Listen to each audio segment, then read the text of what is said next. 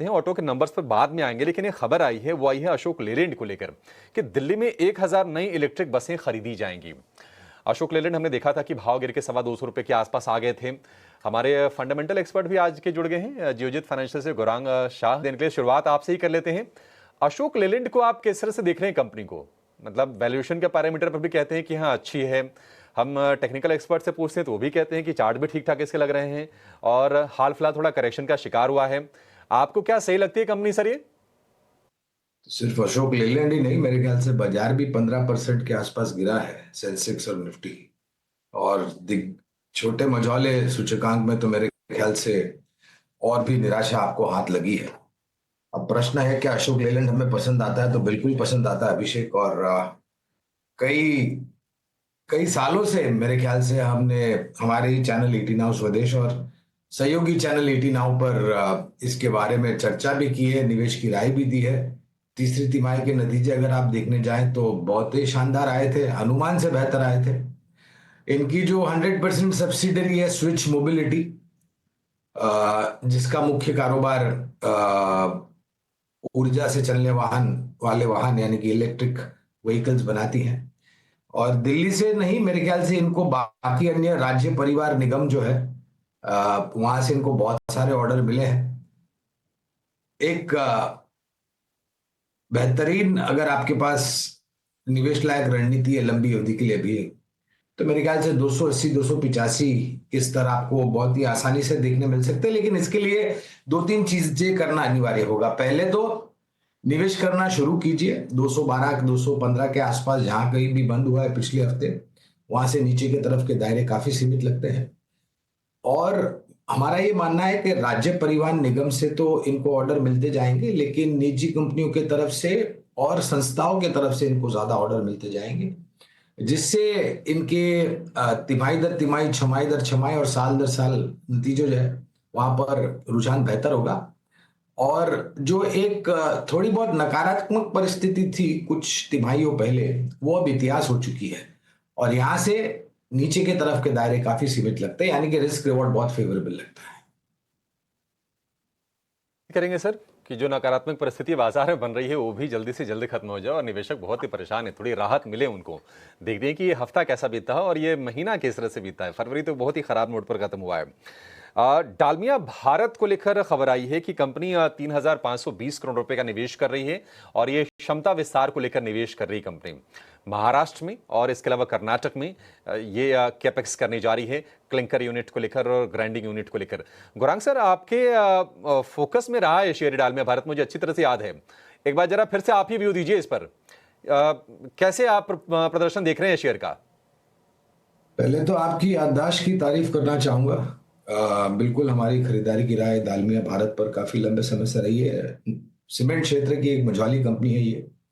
नतीजों में थोड़ी बहुत दिक्कत ये थी अभिषेक, पिछले वित्तीय वर्ष में, इस वित्तीय वर्ष में पहले दो तीन तिमाहियों में भी।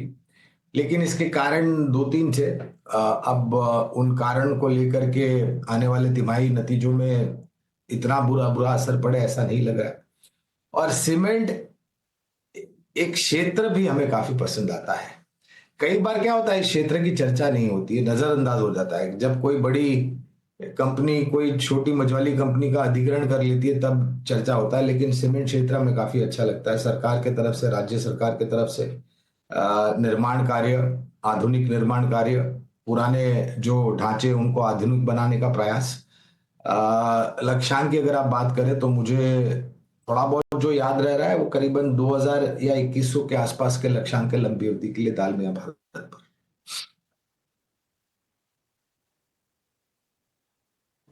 पढ़ते हैं ऑटो बिक्री के आंकड़े ओवर द वीकेंड आए फरवरी के महीने के, कैसे रहे वो आंकड़े? ऑटो सेक्टर पर नजरिया क्या रहेगा? वैल्यूएशंस कैसे नजर आ रहे हैं? उस पर विस्तार में चर्चा करने के लिए अब हमारे साथ ईटी नाउ और ईटी नाउ स्वदेश के हेड ऑफ रिसर्च अभिषेक गावशिंदे जुड़ चुके हैं। अभिषेक सर, शुक्रिया हमारे साथ जुड़ने के लिए। सबसे पहले ओवरऑल बताएं, फरवरी के ऑटो बिक्री के आंकड़े कैसे थे और कौन सी कंपनी के अनुमान से बेहतर रहे और अनुमान से कमजोर रहे? सी डेफिनेटली अगर हम देखें तो फरवरी के मंथ में जो एक्सपेक्टेशन था वो इनिशियली काफ़ी मॉडेस्ट था। उसके अनुसार देखें तो काफ़ी सारी कंपनीज ने जो नंबर्स दिए हैं वो रिलेटिवली बेटर नंबर्स दिए हैं।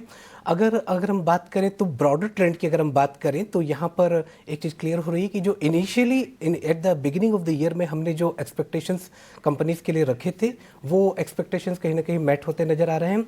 अगर आप देखें तो इस फरवरी मंथ में देखें तो top out performance tractor segment रहा है। उसके बाद में अगर आप हीरो मोटोकॉर्प के नंबर को छोड़ दें तो टू व्हीलर्स के नंबर्स भी काफ़ी बेहतर रहे हैं। आइशर मोटर्स और टीवीएस मोटर्स के नंबर उम्मीद से बेहतर रहे हैं। इसके अलावा पैसेंजर कार सेगमेंट में जहां पर हम साल के शुरुआत से ही एक्सपेक्टेशन रख रहे थे कि 3 से 4% का ग्रोथ आता हुआ दिखेगा, वो ट्रेंड उसी डायरेक्शन में जाता हुआ दिख रहा है। सीवी सेल्स में एक डिसअपॉइंटमेंट जरूर है, हालांकि अशोक लेलैंड ने अभी तक अपने नंबर्स जारी नहीं किए हैं, परंतु टाटा मोटर्स के नंबर्स में डेफिनेटली एक वीकनेस में दिख रही है। और ये वीकनेस इस लिहाज से भी ज़्यादा इंपॉर्टेंट हो जाती है कि जो Q4 होता है वो जनरली सीवी सेल्स के लिए काफ़ी स्ट्रॉन्ग क्वार्टर माना जाता है। और इसके अलावा अगर आप बात करें तो रूरल सेंटीमेंट्स जो है वो काफ़ी बेहतर दिख रहे हैं compare to the urban sentiments में। एंड मारुति के बारे में अगर हम बात करें तो उसने तकरीबन 2 लाख यूनिट्स का जो नंबर है उसके आसपास ही नंबर डिक्लेयर किए हैं। बिल्कुल, तो ये फरवरी का महीना ओवरऑल नजर आया। लेकिन अभिषेक, इसके अलावा बात करें तो क्या आप हमें बता सकते हैं फरवरी में कोई आउटलायर्स दिखे, कोई कंपनी जिसने नतीजे काफ़ी अच्छे रहे? स्पेशली M&M की बात करें तो 15% का सालाना आधार पर ग्रोथ कंपनी ने रिपोर्ट किया। तो ऐसे कौन से बड़े आउटलायर्स रहे फरवरी के महीने में? जी हाँ, फरवरी में अगर देखें तो 3-4 बड़े आउटलायर्स आपको देखने को मिलेंगे। सबसे पहले अगर बात करें तो जो आपने कहा महिंद्रा एंड महिंद्रा के बारे में, तो Mahindra and Mahindra remains an outperformance in the PV segment. जो पीवी सेगमेंट में उसकी नई कैपेसिटी आई है, न्यू प्रोडक्ट लॉन्चेस हुए, उसका फायदा होते हुए कंपनी को दिख रहा है। लगातार वो 50,000 यूनिट्स के आसपास का नंबर मेंटेन कर रही है। और इस महीने में आप एक और चीज़ गौर करेंगे कि महिंद्रा एंड महिंद्रा का नंबर जो है होंडाई से ज़्यादा रहा है। तो होंडाई से अगर ज़्यादा रहा है तो हम कह सकते हैं कि महिंद्रा एंड महिंद्रा तकरीबन मारुति के बाद नंबर 2 पोजीशन पे आता हुआ दिख रहा है।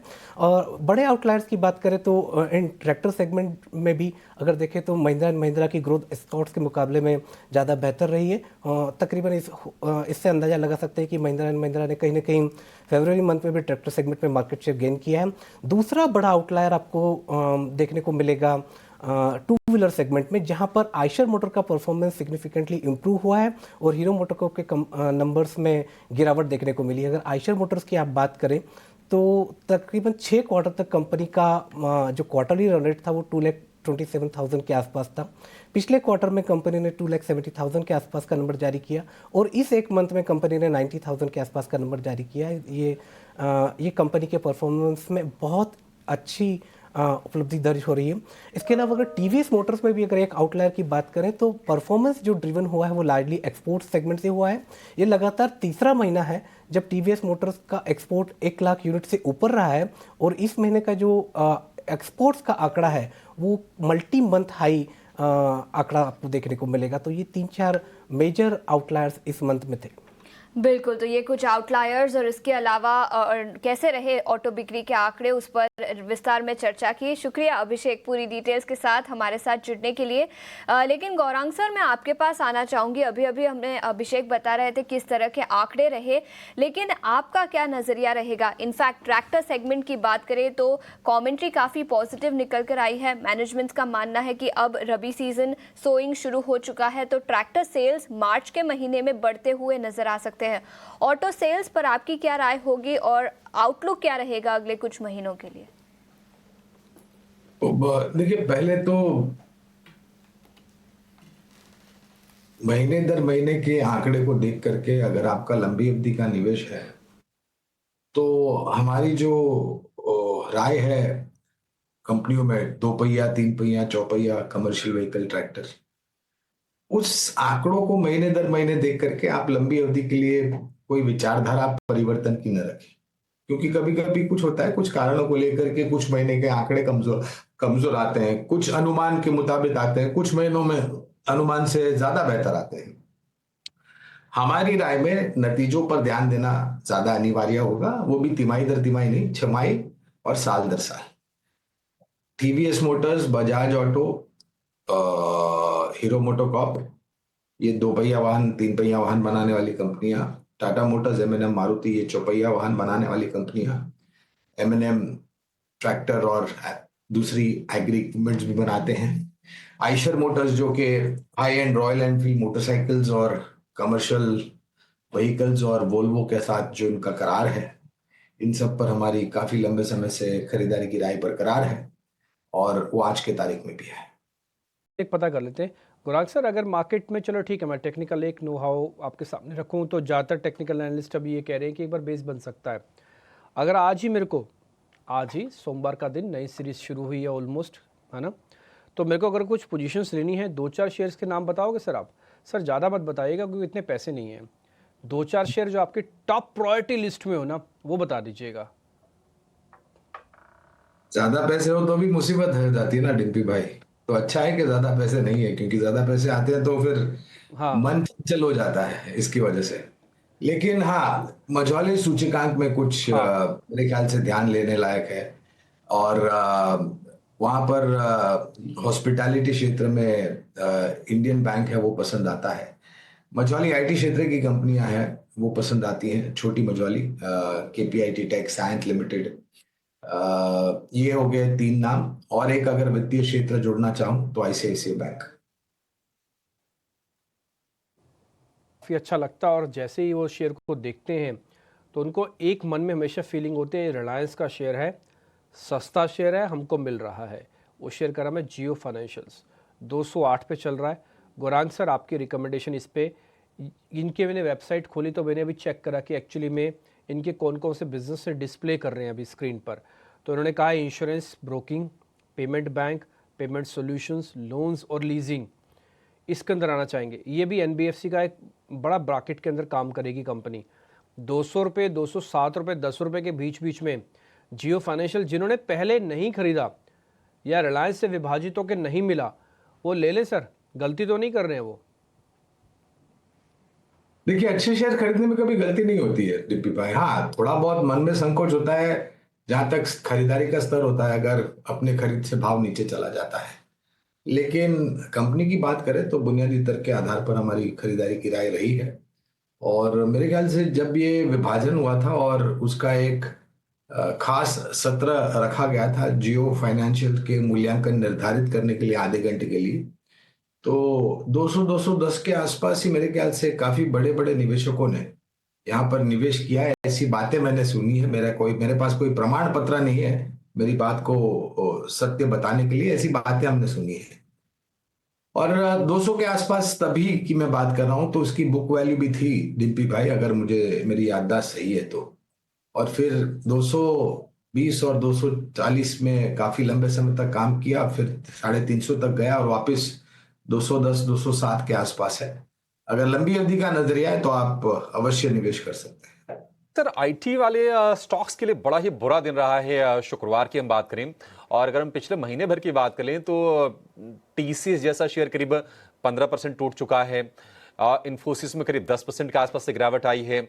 और अमेरिका में हम देख रहे हैं कि डोनाल्ड ट्रंप की बयानबाजियां चल ही रही हैं, क्या एक्शन लेंगे कुछ पता नहीं है। इमिग्रेशन पॉलिसी को लेकर उनका क्या स्टांस रहने वाला है, इसको लेकर भी थोड़ी आशंका है। और वॉरेन बफेट का एक बयान बड़ा चर्चा में, उन्होंने कहा है कि ये जो भी टैरिफ को लेकर अनाउंसमेंट कर रहे हैं डोनाल्ड ट्रंप, ये महंगाई को भी हवा देगी। आप आईटी स्टॉक्स को किस तरह से दिख रहे हैं? ये जो डिप आया है, क्या ये बाय का मौका है या फिर अभी कुछ भी करना है तो बहुत ही संभल के सोच के करना है?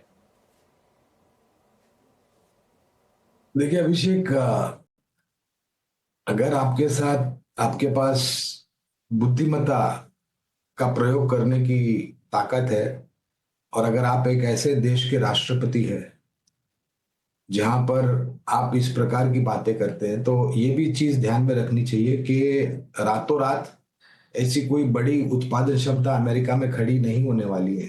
चाहे वो एल्यूमिनियम का सवाल हो, स्टील का हो, ऑटोमोबाइल का हो, फार्मा का हो, स्पेशलिटी या एग्रोकेमिकल्स का हो, या फिर आईटी, या फिर कोई ऑटो क्षेत्र से लेकर के।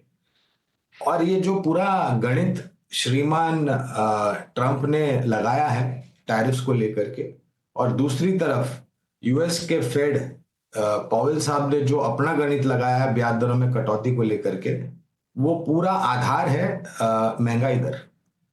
अगर मार्च का महीना शुरू हो चुका है। अप्रैल 2 तारीख के आसपास स्पष्टीकरण और देंगे श्रीमान राष्ट्रपति ट्रंप साहब अपने टैरिफ्स की घोषणाओं को लेकर के, कितना किस पर किस समय पर वगैरह वगैरह वगैरह जो भी उनको बताना है।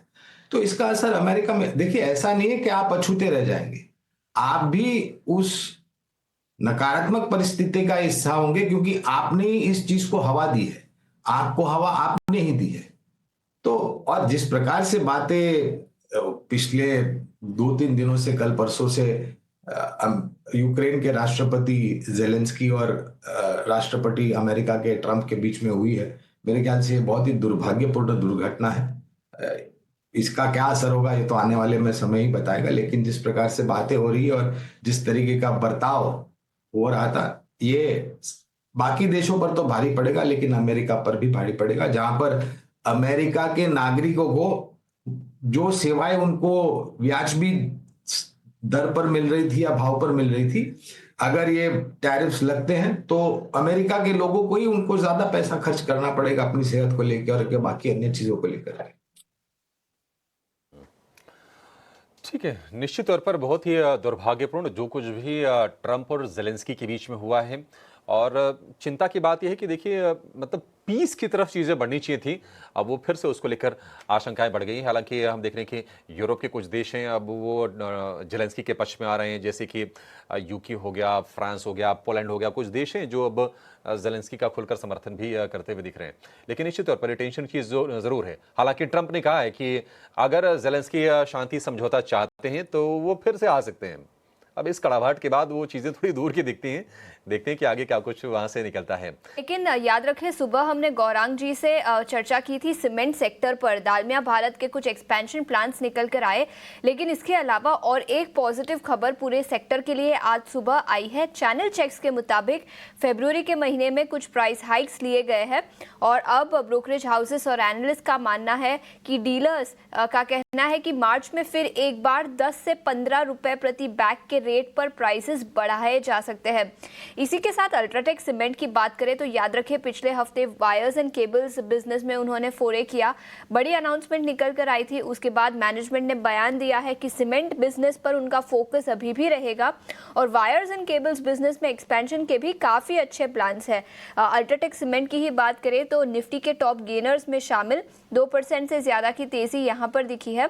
गौरांग जी, आपने दालमिया भारत पर तो अपनी राय दी और आपने कहा भी था कि सीमेंट सेक्टर एक निग्लेक्टेड सेक्टर है, लेकिन अल्ट्राटेक सीमेंट जो मेजर प्लेयर है सीमेंट सेक्टर का लीडर, इस स्टॉक पर आपकी क्या राय होगी?